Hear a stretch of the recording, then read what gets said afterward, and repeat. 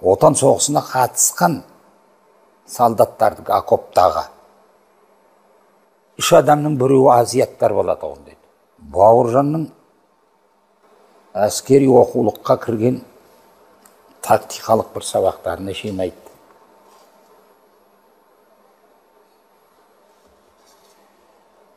Мәскеудің түбінде Бауыржан басқа істей алмаған шаруаны істеді соғысқа байланысты. Естіп отырмын деді.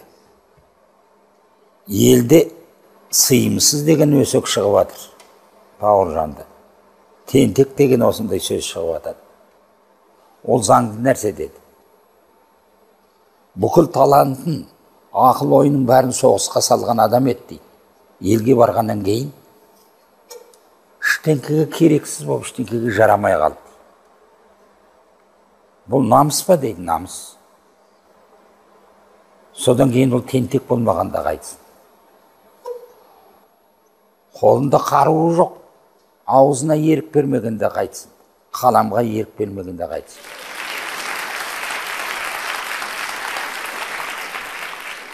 Мен өзім шалдар мен ағалардың қолтығында көп жүрдім. Менің басқа жұрттан замандастарымнан артықшылығым болса, бақытым болса осы. Анау Бегалин, ең үлкен ол кездегі. Әбу Сәрсенбаев.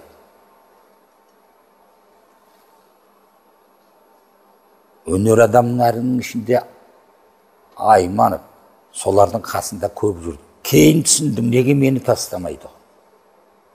Үйіне қонақ кеп жатса да шақырып алады. Себебі, мынау томпақтың миында не бар екен осында? Осы не ойлайды екен? Деп сынау үшін бір жағы. Екінші жағы жетелеу үшін. Қазіргі ақталып жатқан ағаларымыз бар. Аймауытовтан бастап. Алаштың азаматтары.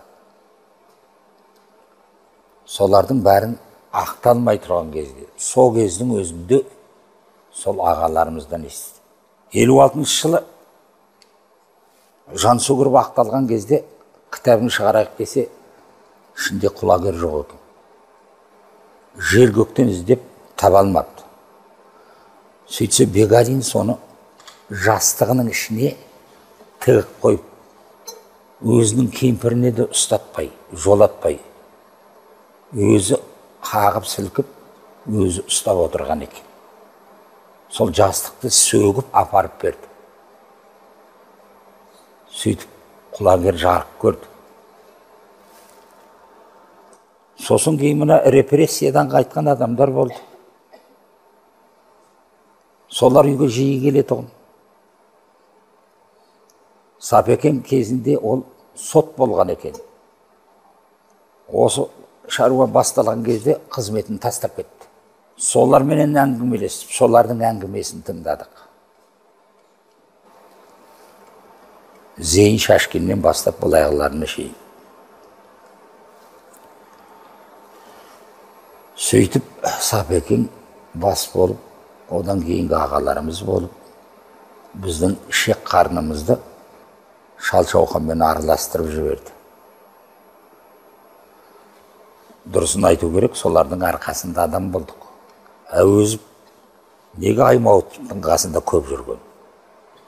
Екеуі соавтор болып талай дүние жазған. Мақалалар бәрі.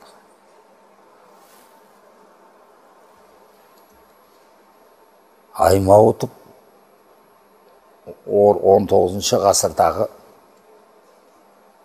орыс әдебиетінің алтын дәуірін біздің қазақ әдебиетіне әкелген бірден бір тұңғыш жаңғыз адам Аймауытов. Қазақ әдебиеті Әуезовтен емес, Аймауытовтан басталады. Бірақ бұлар екеуі де кейіннен Тәкен Әлімқұлов, бұлар қазақ совет әдебиетінің өкілі болған емес. Ол қазақ әдебиетінің өкілдері.